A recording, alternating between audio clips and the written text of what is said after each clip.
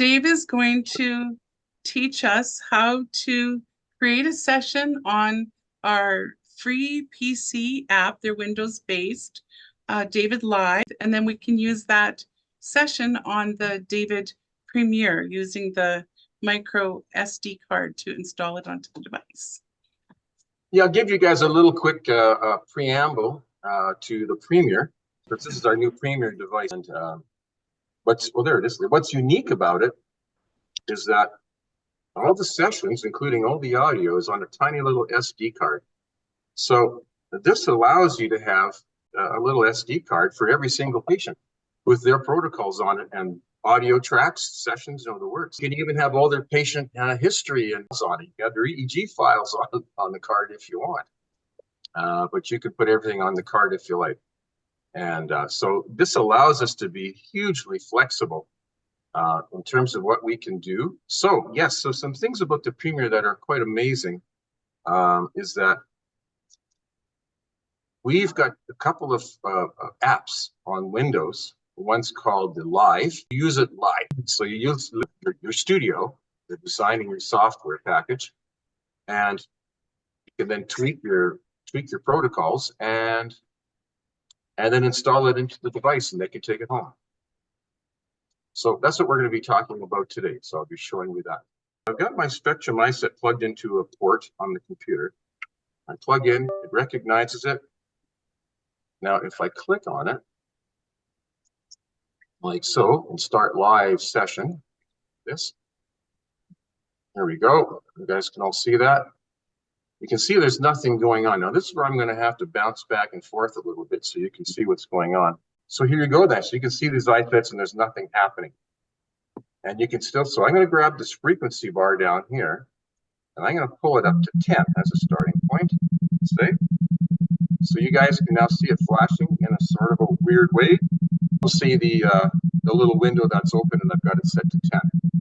Now, down below at the bottom here, it shows that I've been now running live for a minute. So it records the session length. I've been running it for a minute 38. Now here's the record button here. This is how we record the session. So you've got your client set up, they're in the chair, maybe you start them at 10. And then you decide that's a good time to record. So you hit the record button right here. Now you see it's flashing away. Now it's recording this session, and those we started at 10. And away we go. We got some pulse beats going on. Maybe we want to turn on the heartbeat. Now here's our pitch. Maybe we want to have a little different pitch. Maybe we like that pitch better. You're talking to your client. They don't like that original pitch, so they kind of like this pitch better, so you give that a shot.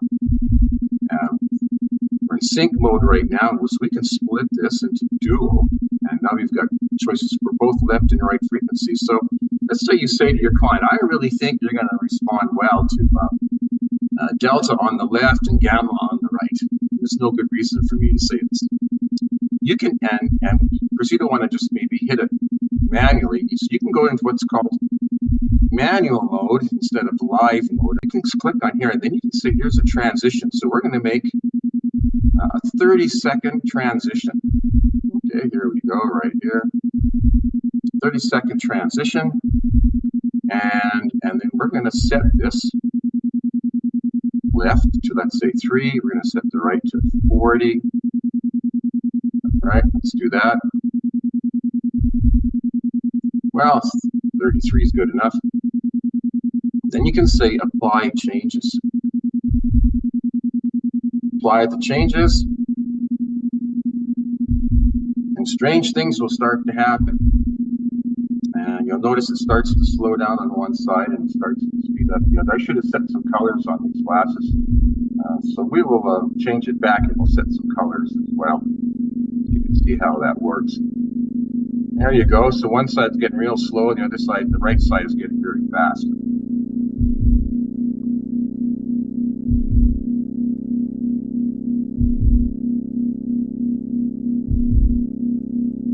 Okay.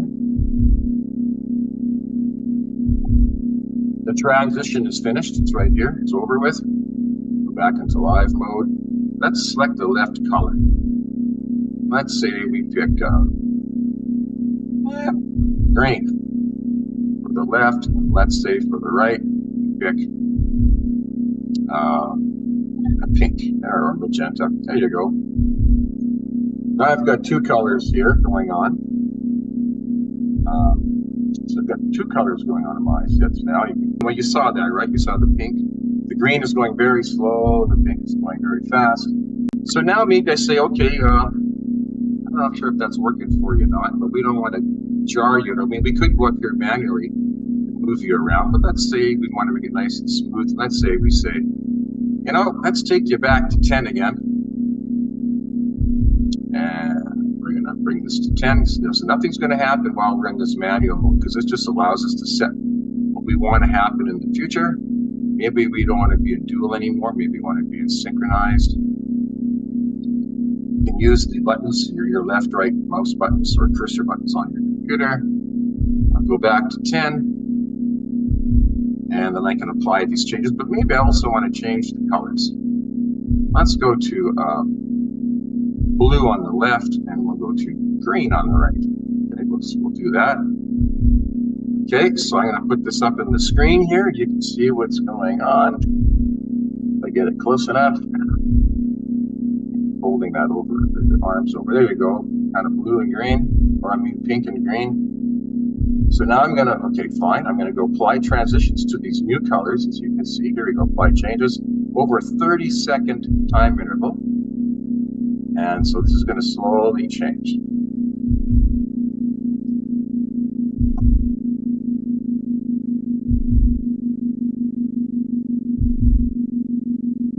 Okay, so we did that. We can also change this to, let's say we want to try some binaural beats.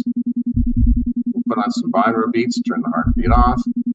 And so anyway, here we are, we're 7. We've recorded for 5 minutes now. And let's say we kind of had enough recording. We could decide to stop it now.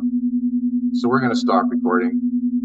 Supposing we are supposing, and we'll assume that our patient liked that, and we got a good session rolling. So we're going to save this session now, and I'm going to call it what?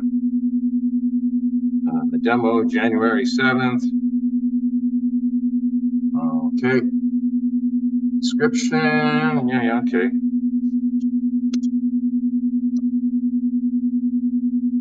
There you go. Or we could say patient with ADD. There you go.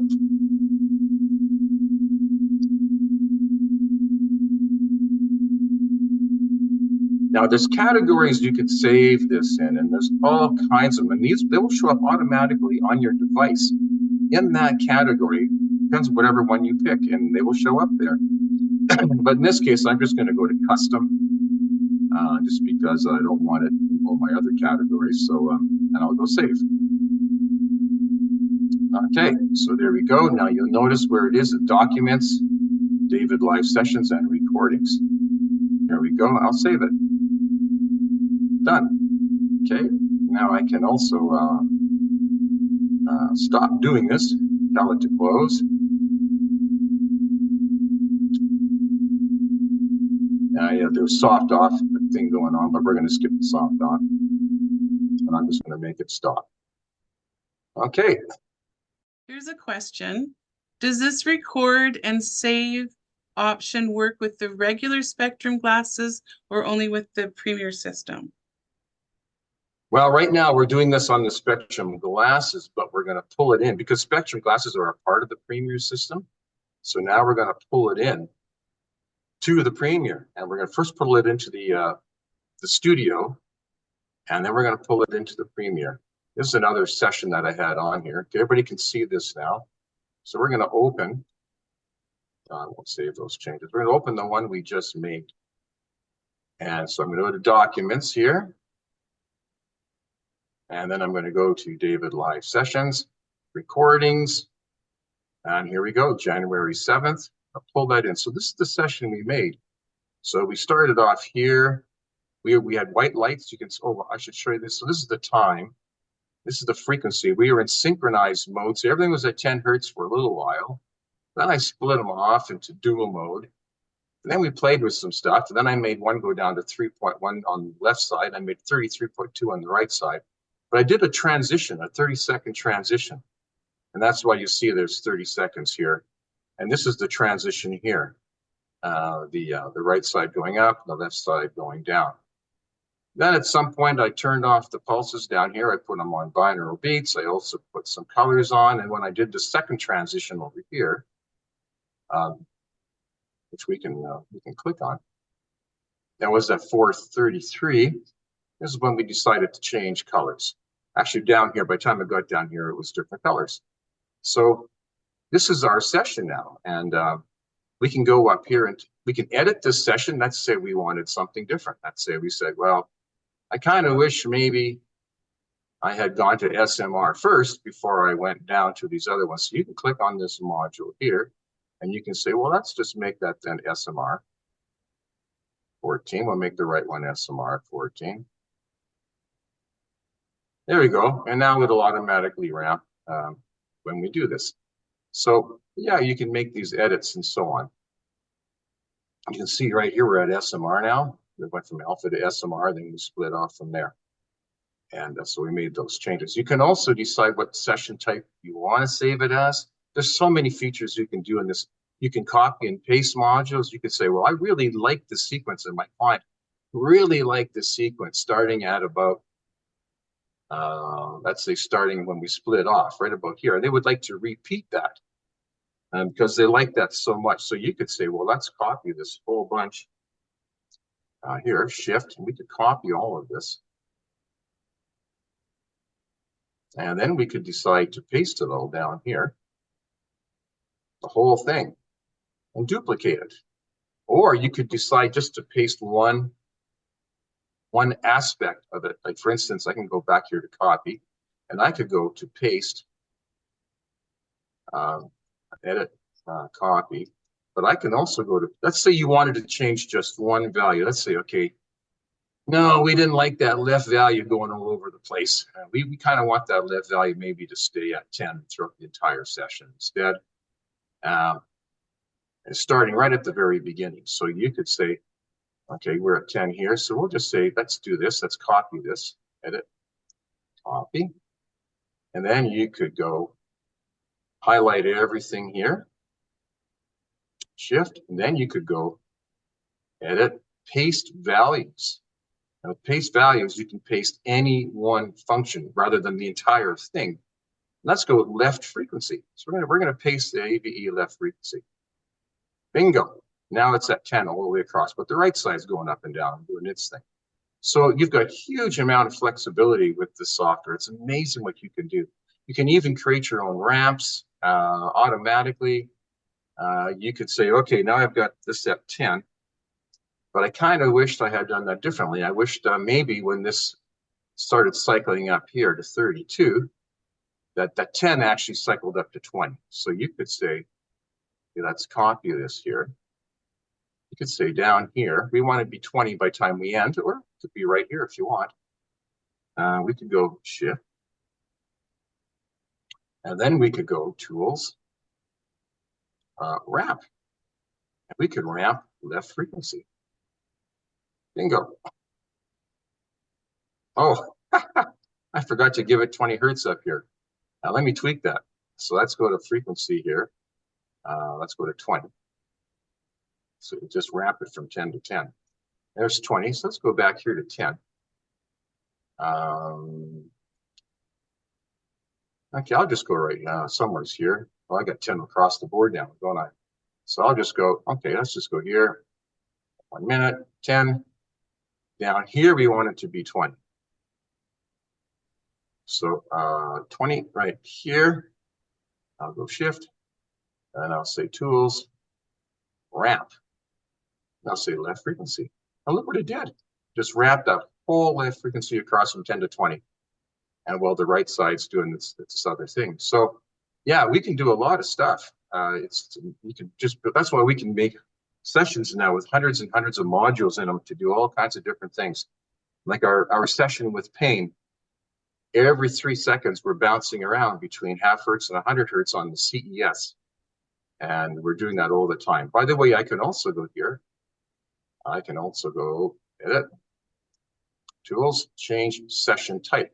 Supposing now CES is normally included, so when we have this session here, there'll still be CES actually running. But if we add CES, if we add AVE and CES, then you can pick CES or 50% duty cycle. 50% duty cycle is a much stronger form of CES. But I'm going to go add CES here. Now notice it's stuck in the CES stuff. It is the same frequency as the AVE, but now you could go into CES and you can edit that. Supposing you said, you know, at this point here, I really want CES to be 100 hertz, because I know 100 hertz is helpful. So you could say here, you could go now the CES shows up down here.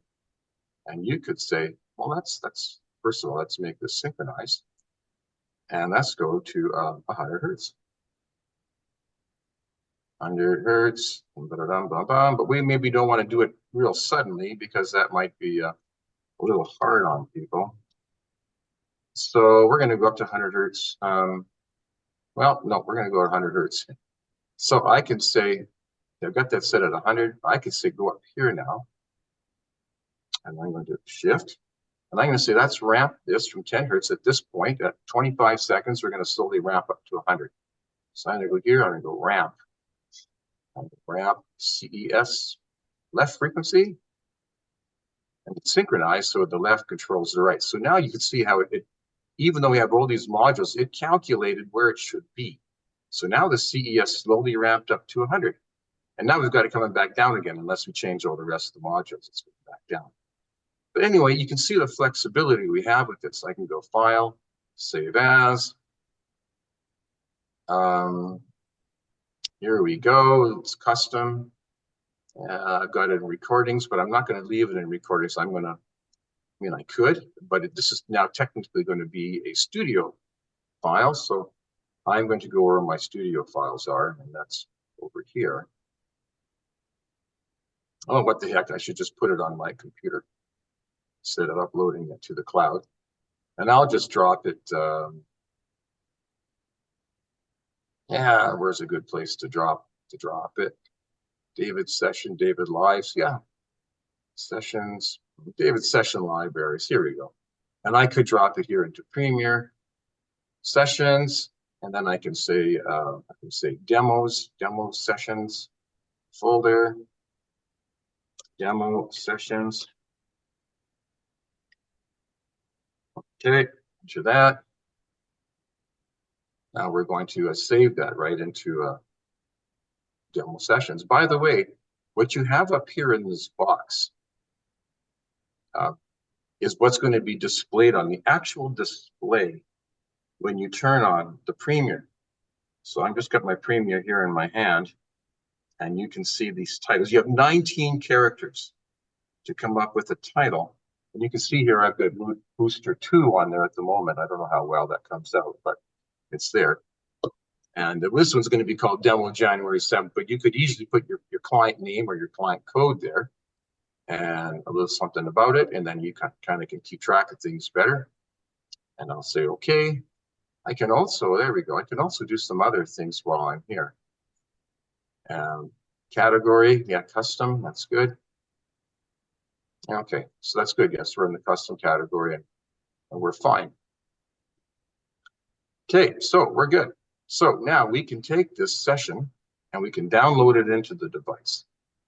And the way we're going to do that, and it's very, very simple. So I'm going to turn off my device here, my Premiere. I'm going to pop out the SD card. So here it is in my hand. I've got the a little converter, from microSD to standard SD. I'm going to plug it in. Now, sometimes if you don't have that little SD card inserted in the back of your computer, you'll have to buy a little microSD programmer. It's just a little thumb drive and plug it into a port, a USB port. So I'm going to plug this into a port. Plug it in the back. Okay.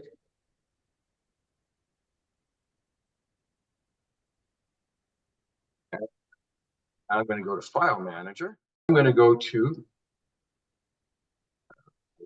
Documents, right? David Session Libraries. Here we go. Then I'm going to go to Premier Sessions. Then I'm going to Demo Sessions. Here it is. Click on that. Okay, and then going down here. Now you see, of course, that SD card is plugged into the computer, so it's there. I'm going to grab this. I'm going to drag it over to Sessions, not to audio, but to Sessions. Audio has a whole bunch of background sounds you can play with Sessions, and we have a whole bunch of stuff. We have babbling birds, brown noise, ocean waves, pink noise, thunderstorm, white noise, wind chime. Grab this. Oh, before we do this, well, I'll save it to the folder, but I do want to show you something that is really, really cool with this session editor. Here we go. So I'm going to just close that right now. Now, here's something that you should know. I can hit the play button. I can scroll through. And again, you'll see that the lights are going to do exactly what was going on at that period in time. And this is exactly what's going to be happening at 250, 251 on your Premiere. Same tones, same lights, same everything. And you can say, well, what are we doing at 6 minutes in? Or 4 minutes in this case. And you can scroll through your session and see exactly what's going on. Right now I'm at 11:27 because I copied everything. What's soft offing at this point? That's why there's a minus sign there. Let's take her back a bit. Well, that's how much is left, sorry. Take it back. I'm at 8:38. I can click down here. 8:38 will just be ahead of this little gray bar, and so you know what's going to be coming up when it happens. So you can scroll through your session all the way through, and it's really nice that way. Now you may say at the end here, let's just pause this. Maybe I'd like his session to be 15 minutes longer. I think he'll actually do better if we just hold him for a little while. And you can say, okay, 5:30, let's hold him here, 14 and 10. And we will make it so we can make it longer. So here's the timestamp here at 5:30. Got that? And we're going to make this now longer. Now you just made this, well, we made that a lot longer. Say just make it a little bit longer. I say stretch that out to 10 minutes. Now we just made a session that's going to be like 15 minutes long, 18 minutes long in this case. So you can add modules, change the timing of your modules, tweak them any way you like. So that is one of the nice little bonuses of being able to edit your session after, because in real life, in the practice, things don't necessarily always go the way you think they're going to go. So that's the scoop there. There we go. I ejected the SD card. I'll take it out. Got it here. I'll plug it into the device, and then we will see it on the Premiere. Yeah, and if Marianne, if you still have a few questions, that would be great. I'll come right back. Just gonna ask Becky Basham about the bottom one. So your question is, are those your Spectrum or Premiere glasses plugged in? Yeah, he's using the Spectrum glasses, which are the David Premiere glasses. Do you want to turn your mic on, Becky? You have two cords. Oh, there's another You have two cords in that cord. set. So if you look for the other set of cords, you'll find that any of the glasses that come with a Premiere are going to be your Spectrum glasses. John and Becky are our scientific advisors. And if you guys know John and Becky, you know that they've been in the field for a long, long time. So the iSet cord should have a little icon of an iSet on the end in the older TrueView. So Yeah. the Delight series iSets are different than the Spectrum iSet. The Spectrum iSet can be used with the David Premiere, the David Breathe app, David Live app. So Becky, yes, so the Spectrum is used, of course, with your Premiere, but it's also used directly off your computer with the computer port. You can use it both ways. And that's how come you can plug your Spectrum iSets into the computer. You can design a session on it, and then you can plug it into your Premiere, then plug your Spectrum iSets into your Premiere, and away you go. Standard USB cord for the computer. So you plug your glasses into a standard USB with a micro USB end for the computer. And that's the same cord you would use to charge or put data, download data, or do firmware upgrades for your device. It's just a standard USB cord. I'm holding it here. Yeah, there we go. There's John. And here's mine too. Oh. See, I just have a Oh, standard I cord. get it. Yeah, I was just going to maybe just do one last thing here. Let's turn on the Premiere. And this session will be on the Premiere now. And I'm just going to load it up. It'll be an AVE session, recently used session library. We got 57 sessions. I put this under custom. So when I go to my custom category on the device, right here, there's 5 sessions in there. I'll click on that. Demo, there it is, demo, January 7th. I'll click on that, and this wild and crazy session is going to start to run. So I'll just hit the check mark. Hit the check mark, it's going to turn, connect headphones. I don't have my headphones connected, so it wants me to connect them, but I'll just say, never mind, skip. And now it's turning on, and that is today's session in there, just turning itself on. I can plug the iSets in, then you'll get a little better idea. You won't be able to hear the sounds unless I plug them into some speakers, but trust me, it's exactly what you heard on the computer. I mean, exactly what you heard on the computer. And there we are. Now, something I could have done, if you guys wanted, let's say your client really, really likes ocean waves. I like ocean waves. So when we turn this on, I'm just going to go back to the session here. Loading, here we go, recently used, yes. So here's our demo. Now you'll notice where the start is. It says, in this lower corner here, it says start. But this other funky symbol means if you press and hold it, it's checked. There's a little check mark there. It means it's checked. So you can check stuff. I'm going to press and hold it. It's going to take me into another menu. In this case, it's audio file. I'm going to go, and it says there's no audio file. I'm going to click the check mark on audio file. Now I've got none, but now I can scroll through all these different sound effects. I'm going to go to ocean waves. There it is. I'm going to click yes. Let's go to ocean waves. Okay. Now I'm going to get out of this menu by clicking the power button quickly. Don't hold it down. And that'll just take you back to ready to run the session. You click the check mark. The whole thing runs, and there's ocean waves in the background, and the ocean waves are a nice recording. And there's babbling brooks, and there's birds, and there's chimes, and there's a bunch of things back there. So that's the scoop. Okay, now, and here are my lights flashing. Of course, they're white, but in a few minutes, they're going to switch colors to green and pink. Exactly what we saw in the computer.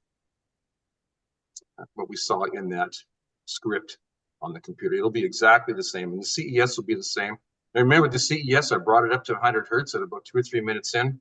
So if I put the ear clips on, I'll start to feel that thing take off pretty quickly here. Now, when the session is running, if you ever hit the check mark, you can see 2 things. You can do a bunch of different things. So here we go. We're a minute in, and there's like 11 minutes left. 11 minutes left. I can also look at the, you can look at this, say the left and right for both the AVE and for the CES. You can see that. And you can also look at this. Pulse tone, 240 hertz, heartbeat 24. So you can see all your parameters on the device. These are the colors. And now because the lights are white, so this is hex code. And those of you know who how to do colors in hex code for red, green, and blue, white is FFFFFF, all the same. And that's hex code, and that means it's white. If it was just FFF, if it was just FF and then 0000, that would be red. It's red, green, and blue. If it was 00 FF 00, that would be green, and if it was 0000 FF or any kind of value, actually, they would be blue. So it shows you your actual hex codes, and there's all kinds of software on the computer where you can put those hex codes in, and you can see the exact color displayed on the computer. I know we've got a link to one of those sites that does that. But anyway, that's the scoop, and it's running. So I guess I'll stop now, and we'll field some questions. Do you have a guide for pitch and heartbeat settings? And then what is best for what condition? Like, do you have a guide that helps people figure out which Well, for heart rate, we normally, Normally I take it down to 24 and I use it as part of heart rate variability. And if you inhale for 2 beats and exhale for 2 beats, that's a 4-beat breath cycle. Now it'll be 5 seconds in and 5 seconds out. Okay. Now, in terms of pitch, no, we haven't found anything on pitch. We've got we did a study many years ago, and we ran all kinds of different pitches and played them to people and said, which pitch do you like best? And most people preferred right around 170 hertz. So that's the default pitch, because that's the pitch that is most, I don't know if I'd say most enjoyable, but least annoying. And so that's the pitch we use, pop, pop, pop, pop, pop, pop, pop. But you can use whatever pitch you want. You can just change it on the editor, no trouble at all, or in your device for that matter. Okay, any else? And what frequencies to avoid? In terms of frequencies to avoid, no, there are no frequencies to avoid. The nice thing is that all frequencies do increase cerebral blood flow. They all increase lactate and ATP to some degree.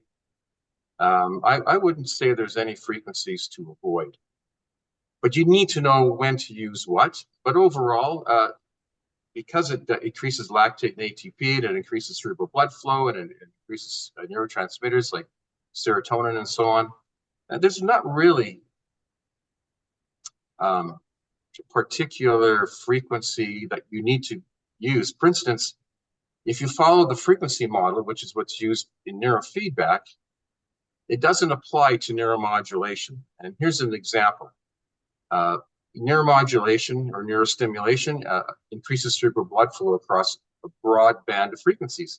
And I was having discussions with Herschel Tumim, and we had some very good discussions because he was doing a hemoencephalograph where he was using cerebral blood flow to train kids to up their frontal blood flow to help treat ADHD.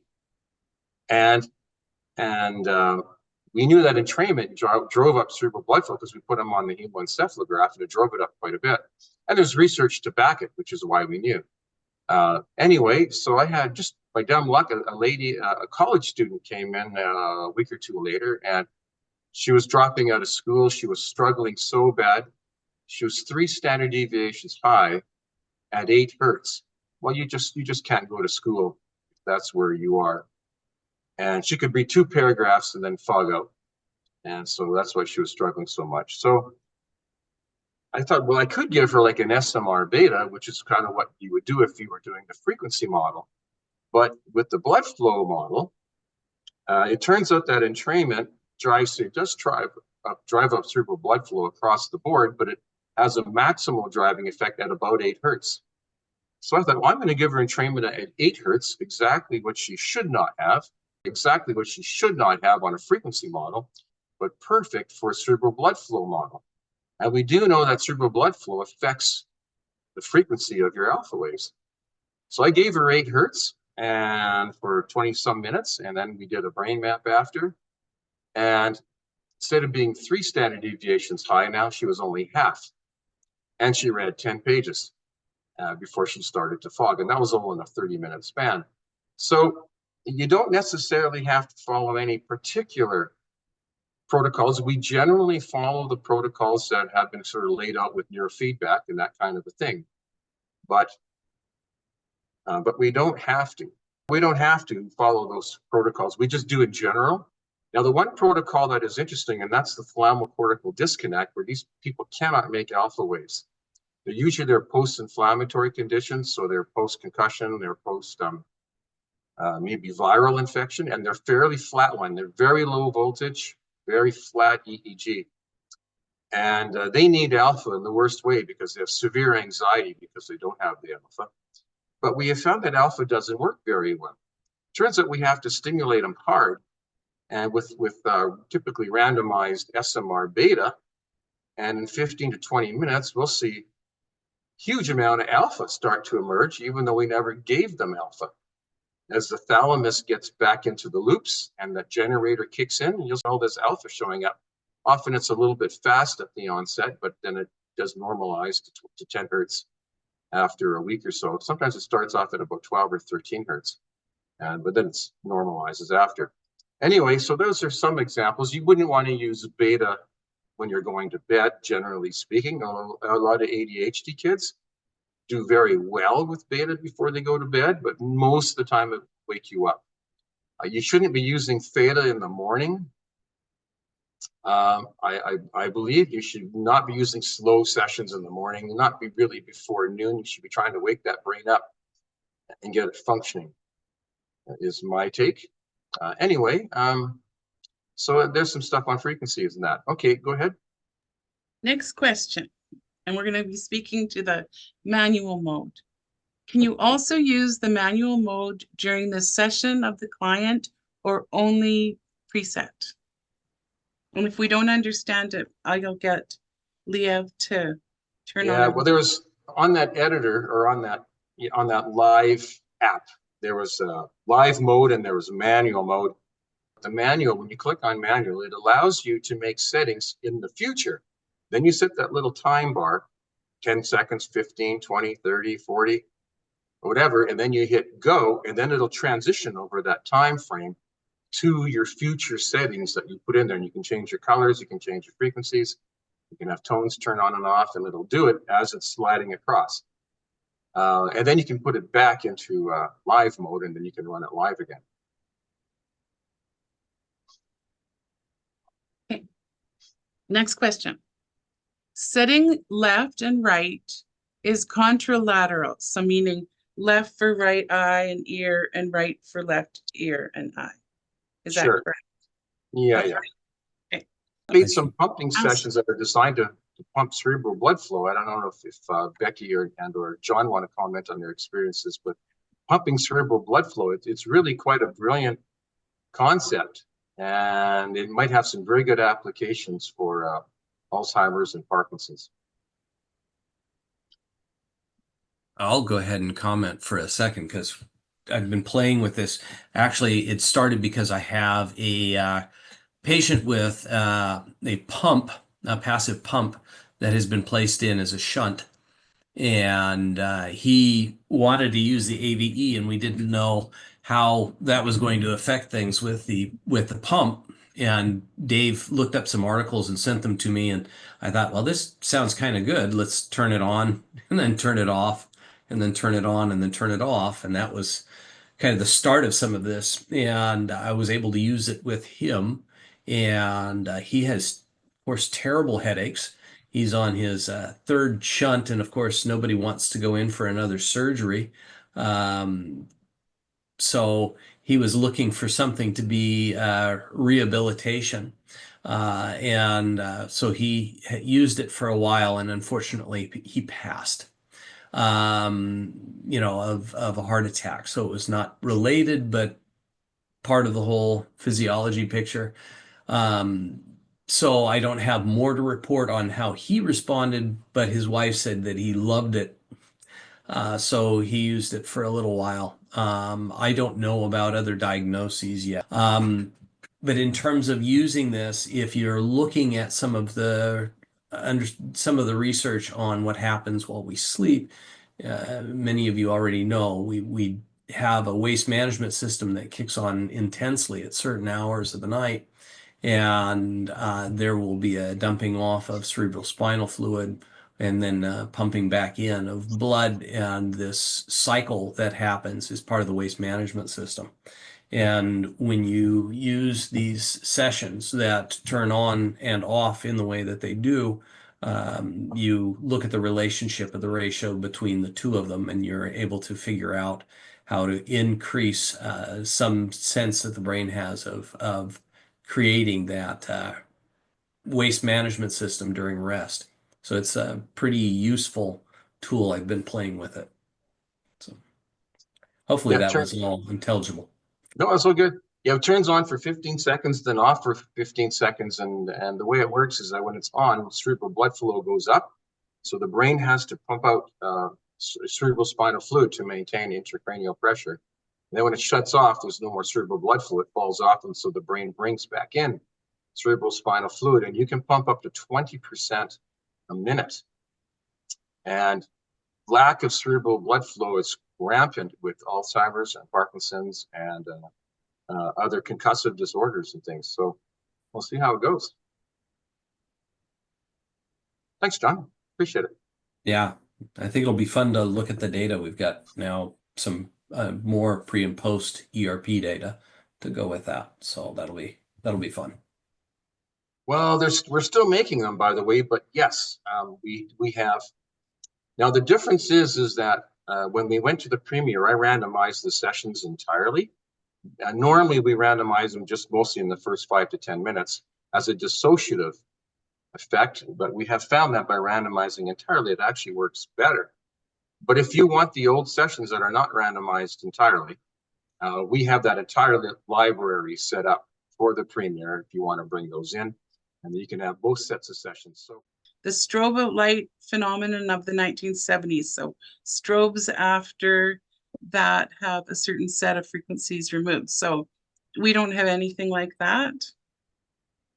Like the old strobes of the, I didn't understand quite that question. So he's saying, are there any frequencies to steer clear of? So do we have any frequencies? And you were talking about this before. Yeah, but we run every frequency from sub-delta to gamma. And no, generally I would say there are not any frequencies to steer clear of, but generally,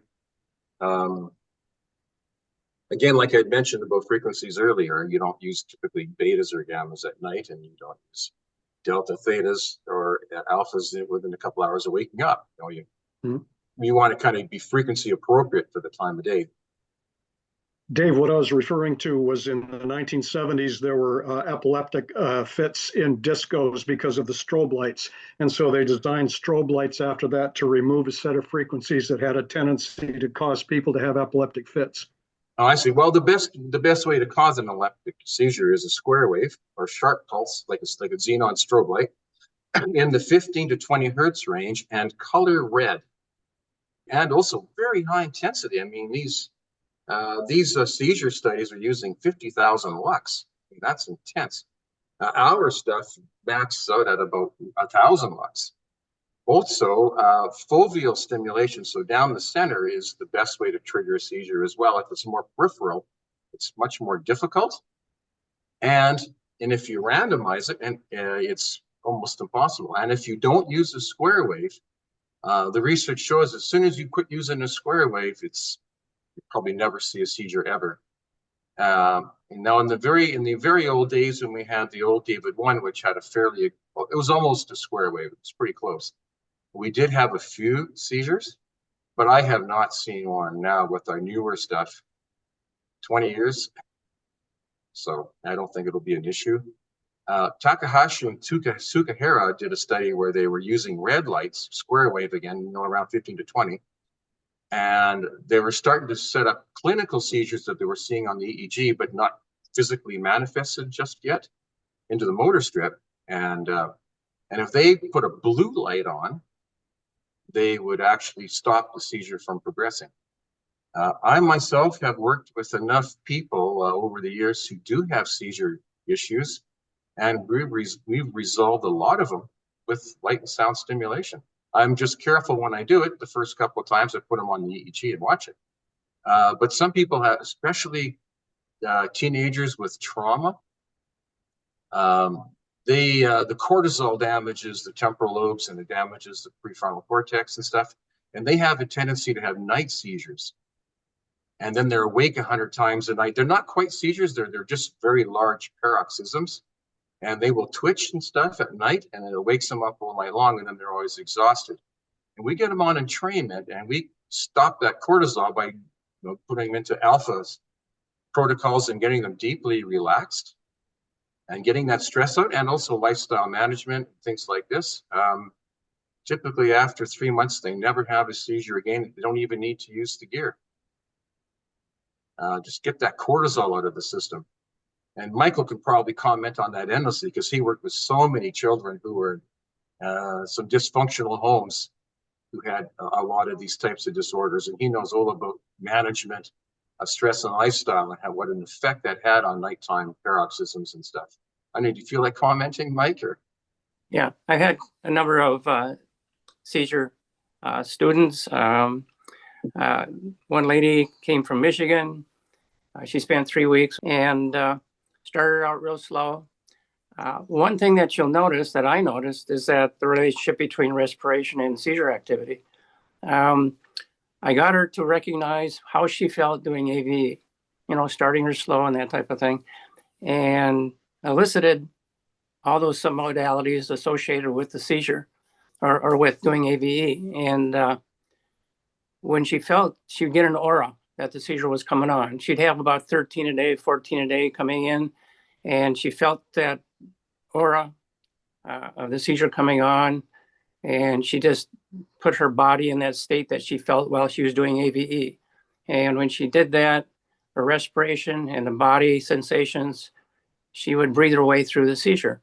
And after 3 weeks, she went home with basically nothing. I had another boy that was about the same time period, 9-year-old. He was quite interesting. His seizures were associated with temper tantrums. So if he didn't get what he wanted, he'd hold his breath, he'd have a seizure, and that was it. So after about a few days, I kind of noticed that this type of thing going on, and I related that to his dad. And on the way home, he was having one of his tantrums, and he started to seize, and his dad says, "Knock it off and stick your head out the window and take a deep breath." And so from that point on, it was pretty much, that was kind of a self-induced type of seizure. And and I've had a number of other ones too. A number of Tourette's, a lady in Arizona. She was almost constantly Touretting. Her life was miserable. And after about 6 weeks of using the device, the Touretting pretty much went down to nothing, and she quit using the device. And after about several weeks, the twitching came back, and she started to use it again. And as long as she used it about 3 times a week, she was fine. So a number of other seizure examples too, but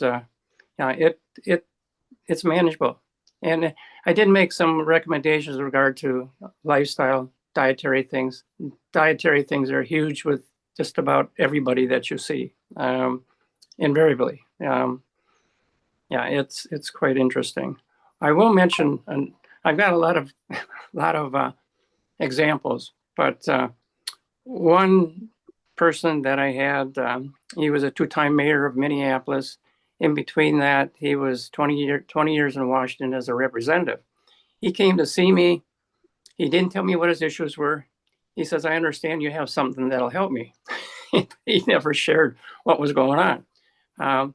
So he took the device, and after 3 weeks, he came back. He said his daughter came home and took it with her. So he needed another one. And so he started using that, and then he came back shortly after that and got another one to send to his sister. But after about a month or so, 2 months, he came in. He hadn't paid for any of these devices yet. And so he came in. He says, "This is un-American." And I kind of see where you're going with this. He says, "Yeah." He says, "We would probably have the pharmaceutical people would be going out of business, and we'd turn hospitals into housing for the homeless." And I saw him 4 months later, and he was off all his meds, and he had lost some weight, and he lived into his 90s. Very active person. So it's been a wonderful experience for me and for the people that I have had to work with. Nice. Thanks, Michael. I appreciate that. Michael's got lots of stories. Okay. Anything else? Next question. So the old David has extend and focus. Does the Premier have that function, like the expand, focus, sound? I think that says sound. Yeah, we don't call it expand and focus anymore. We call it synchronize and alternate. But yeah, we've always kept that.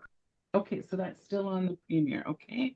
And then music mode to run LED glasses together with music? So You there's can still, yes, you can still plug music into the device. It's better if you get your audio file and you put it on the SD card and then you pair it with your session. And you can even tell it to adjust the session to match the length of the audio file. So if you had a 30-minute session and your audio file was 26 minutes, you could tell the device to match it, and it'll automatically make it a 26-minute session. It'll just shave off a little bit from all the modules and make it match. Or you can just say, don't make it match, and when the music ends, it ends, and then the session will stop when it stops. So it's very flexible, especially if you say, I would recommend putting the audio on the SD card. I should mention, it only takes WAV files. It does Yeah, I was not take just going to MP3 say, files. can you talk about WAV files? Okay. Yeah, it must be WAV files. Those are the best quality files, and the device, yeah, we don't want to be, I mean, MP3 files can be good quality or poor quality, and we can only pick one. We decided to settle on WAV files. Next question. Can you speak to any differences between the view hole and the OmniScreen Spectrum eye sets, other than being able to see through the view hole? Yeah, the view hole is used typically more for cognitive things. Like athletes will use it. They'll put on the view hole, they'll put on an SMR protocol, put the unit in a fanny pack, and they can, we did this to the Dallas Cowboys many, many years ago, and they would run faster and go farther with entrainment on. But of course, you had to have the view hole eye sets so you can see where you're going. But you can use them for phobias. You can use them for desensitization training, all types. Guys with simulators, like racing car simulators, airplane simulators, you can use the machine at the same time you're on the simulator. And so you can stay in the zone when situations get tight and without getting over aroused and crashing your plane or crashing your car.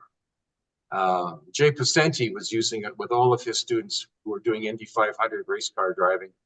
And they would, after training with our gear on the simulators, they would crash less cars than those who didn't use our gear on the simulators. Is there any difference in efficacy between the Spectrum view hole or the Spectrum OmniScreen? No, I would say not, except for the one thing. The entrainment works on the contrast ratio between light and dark. And so if you have the view hole eye set in a brighter room, you're not going to get that contrast. And you need that contrast. So unless you put a little cloth over the eye sets or dim the room, then you're going to have some issues there. So I myself typically use the full screen because I'm not trying to do cognitive stuff, and it blocks out the background light quite well. I'm Dave Siever, Mind Alive, and thank you very, very much for attending this webinar on how to use the David Live app and record sessions in real time, download them into the studio, tweak them if you wish, and then install them into the Premier device. And thanks so much for listening. And I know that you guys who get onto this, you're gonna be really upping your game in terms of helping people with mental health issues for sure.